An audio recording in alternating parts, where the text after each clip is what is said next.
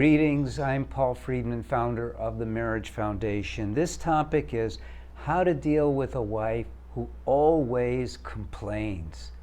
So, my God, there's so many jokes I could tell you around this topic, but I'm going to get serious because for you, this is a very serious topic and you don't know what to do. So the first thing I want to do is introduce you to our way of thinking, because the Marriage Foundation is not like everyone else. I started the Marriage Foundation because what I discovered was amazing.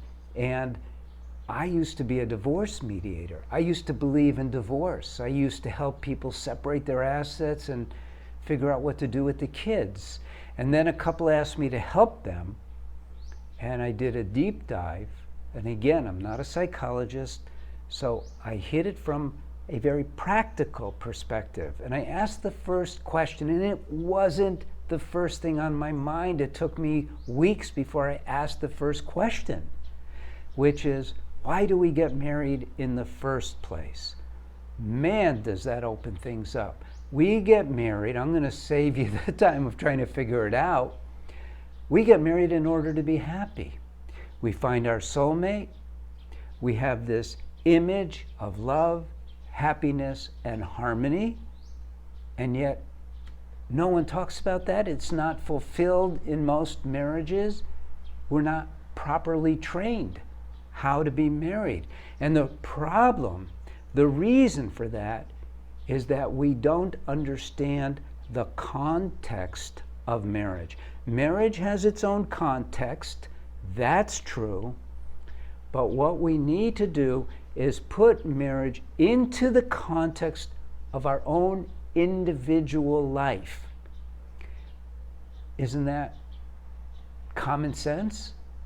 Why am I married? What do I want? What is my role in the marriage? So once you put it into the context of your life, you have to ask a deeper question. What do I want out of life? No irony here. You want the very same things for why you get married in the first place. You want happiness, you want love, and you want harmony. It's so simple, right?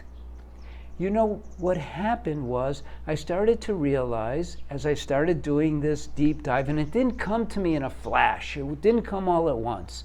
There's so many aspects that are important. For instance, the idea, and this is where I'm getting into the topic of your wife complaining. What is free will all about? And Western psychology talks about boundaries. This is the only place I talk about boundaries. Because when God gives your wife and you individually a gift, neither of you have the right to interfere with that gift. That gift is the gift of free will. You have free will, I have free will, and what happens is you just asking that question of how do I deal with a wife who always complains is asking me, how do I impose on her free will? No, you don't want to do that. How do I manipulate her so she's not complaining all the time? How do I handle my own consciousness so I am not impacted? That's the right question. Because you're not going to get her to stop complaining. There's no way. There is no formula. If people give you a formula, they're full of it, because there isn't a way. Individuals choose how to behave. Individuals choose how to react to things. Most of us, though, react habitually. In other words, if something happens to you, your subconscious mind does some calculating, and it goes, okay, this attack, because it sees almost everything as an attack, this attack requires this response. Doesn't ask you. Doesn't say, hey, how should we react to this?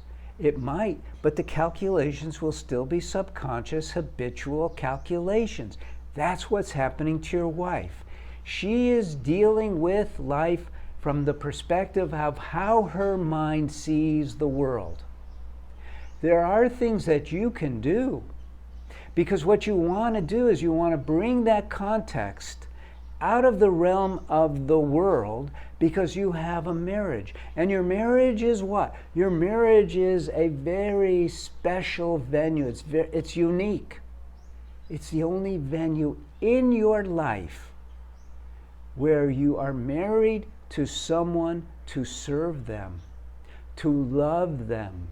And here's the big one: to learn how to love unconditionally. Now, when you want to learn to love unconditionally, and for men, that's a very difficult proposition. We are not used to dealing in that realm of love. We say, oh yeah, I love you, I feel it in my heart, but it's really not so true. We're good at protecting.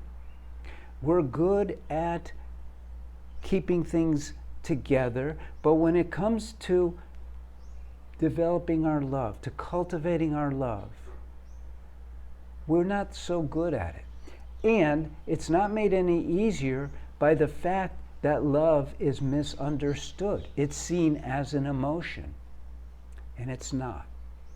Love is so deep. Love is what you are. Happiness, joy is what you are, because you're a soul. You have a body and a mind, but you're a soul. I'm going to ask you to do me a favor right now. Click on the subscribe, click on the like. Now, let's keep going. Thank you for doing that. So what you really want to do in your situation is recognize that if your wife is complaining, it is not about you. Now, you want to be very supportive of her at the same time, but you don't have those complaints that she has. And I take it you're not just talking about her complaining about you. She just complains a lot. So, listen to her. Hear her. Nod your head. Agree with her. It's okay. You're not agreeing with her that you agree with her. You're agreeing with her that she has a right to communicate how she has a right to communicate. And then, when you get a moment, change the subject in a very sweet way. Wow, you are so beautiful.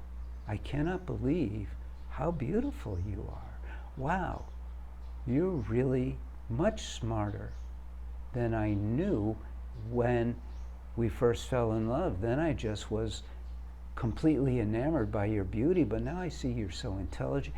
You know what I'm saying? I'm saying you don't have to go down complaint trail with her.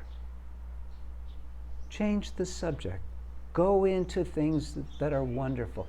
But remember, you can't just like go from here to here, just like that. You got to start working on yourself, within your life, within your marriage, so that you can be a more positive, loving, supportive man.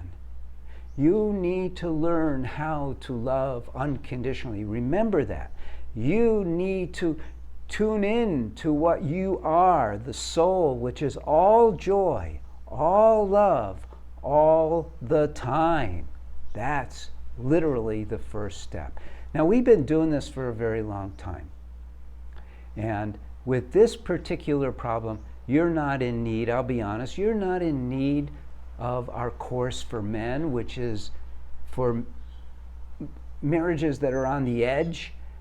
You're in need, though, of one of my books, whether it's Lessons for a Happy Marriage, which was the first book that I wrote, which is simple, or Breaking the Cycle, which I wrote because I wanted to start training marriage counselors to our way of thinking. Now we have a lot, and now we're training marriage counselors online.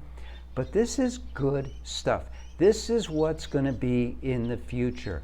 As the Western psychologists start realizing that what they learned in Western psychology school simply doesn't apply to marriage. So I'm sure this has helped you somewhat. That's my mission here. As you could tell, I'm past retirement age. Don't need to do this, but I'm excited about it. I want you to really get a lot out of this.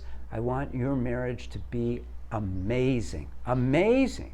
And go to our reviews, go to the website, see what there is to offer. You can ask a counselor, it's free. You can look at our reviews, there's a lot of articles, there's tons of YouTube videos like this. We're here for you to have the most amazing marriage, and you deserve it. Yes, you do. I'm Paul Friedman. I'm the founder of the Marriage Foundation, and I wish you the best. God bless you, and take care.